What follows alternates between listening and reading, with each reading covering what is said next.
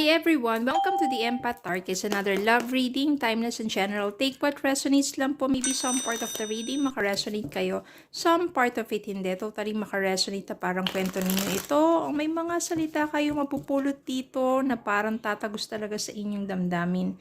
Tingnan natin kung anong love connections ito, lessons in life and guidance ang ating mababatid sa reading na ito. Spirit guys, send me messages. Anong love connections ito? Yan, lessons in life and guidance ang ating mababatid sa reading na ito.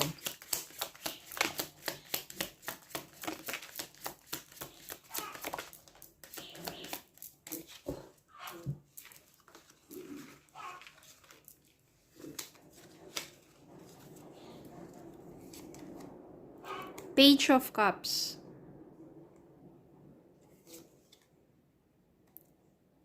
Five of Pentacles. Seven of Pentacles.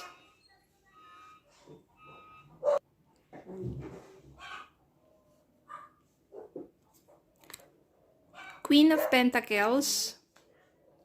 Five of Swords and Seven of Swords. Kuha pa tayo ng dalawa. And natin bottom of the deck, the Hermit and Three of Cups.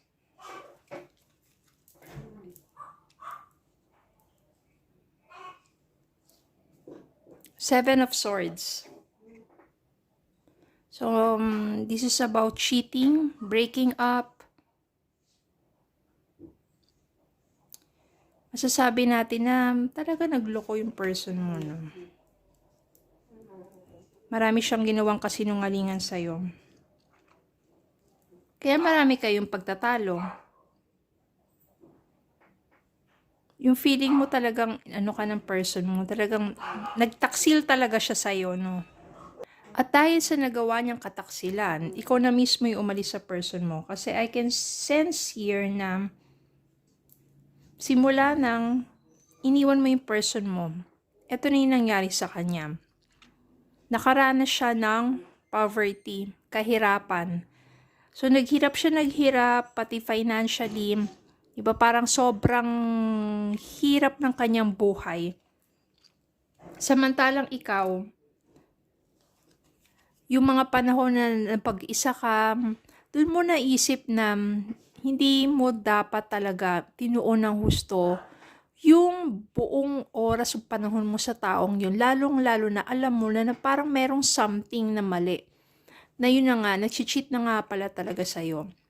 So, this time, nang lumayo ka na sa person mong yun, at siya naman, nararanasan niya yung kahirapan sa buhay. Samantalang ikaw ay nagsusumikap. No, yung kung ano man yung mga effort na inilalaan mo sa trabaho mo, sa negosyo mo, unti-unti kang lumalago. Inaani mo yung bunga ng iyong sakripisyo, ng iyong pagsisipag, hanggang makamtan mo, Queen of Pentacles, abundance. Parang samantalang siya, nakakaranas ng paghihirap, maaring, masasabi na nating karma to sa mga nagawa niya sa'yo. Dahil sobrang sakit minahal mo yung taong to, pinagkatiwalaan mo, pero paulit-ulit kang niloloko. Nang ikaw na mismo na tauhan, at tuluyan mo nang iniwan yung taong yon, mas nag-focus ka sa sarili mo, na palago mo ang iyong kabuhayan, samantalang siya, ang dinaranas niya ay puro kahirapan. At you also enjoy, no? Nag-enjoy ka with your friends, kahit sabihin natin wala kang kapartner. At doon naman, may mga taong humahanga sa'yo. Page of Cups, may mga taong nagpaparamdam sa'yo. Yung nandun yung parang kahit mas bata sa'yo, nagkakagusto sa'yo. Kasi nga, you become more attractive, especially you are financially stable or magandang takbo ng pamumuhay mo. Samantalang siya, babalik na naman natin, samantalang siya, naghihirap. Spirit guide, send me more messages. Yan.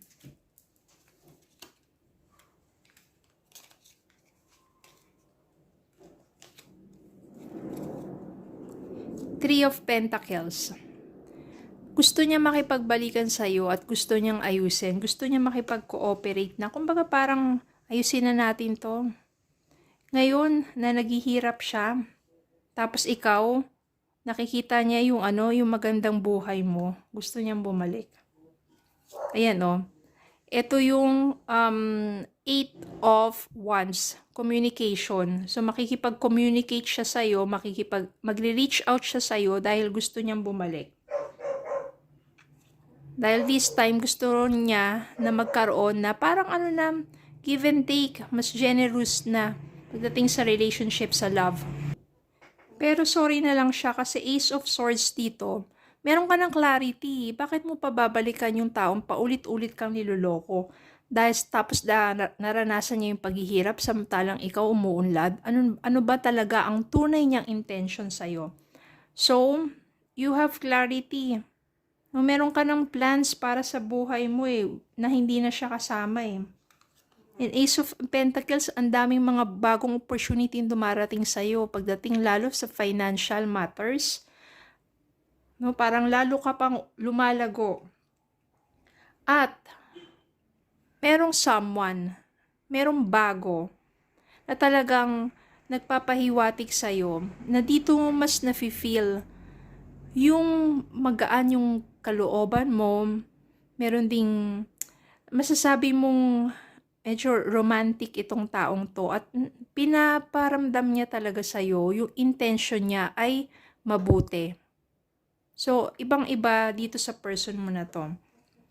Kaya naman masasabi natin na sa reading na ito, maari nagsisisi yung person mo, gustong bumalik sa'yo dahil sa lahat ng mga kahirapang kanyang naranasan, kinarma yung person mo na yon. Pero dahil meron ka ng clarity, no na.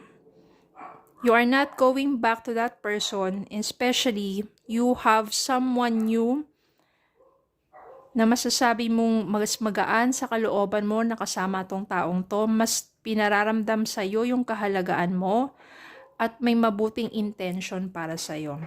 Especially, okay ka na pagdating sa financial Tapos siya, naghihirap, gustong bumalik sa'yo. No, inabot-abot na ng karma.